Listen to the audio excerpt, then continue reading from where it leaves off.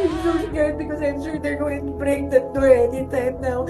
Alam nyo, ginawa ko, tilagay ko yung country, yung double deck na bed, pinush ko sa door para hindi sila makapasok. I'm just a regular government employee.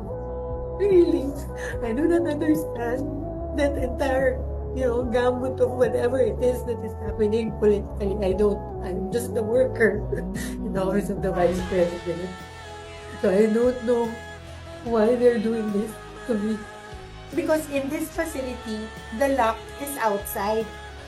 I mean, people can just go back. So we were parang surprised. What's that about? Kasi matutulog na kami, di ba? Tapos yun, suddenly they all came in, PNP, and then some other person in parang uniform. Lahat-lahat po sila dumating. And then they said they want to read me an order. I would not have pushed that bed by myself if I did not feel that I was being threatened. My life is being threatened. Alam niyo, I'm sure you saw in the hearing that my back hurts.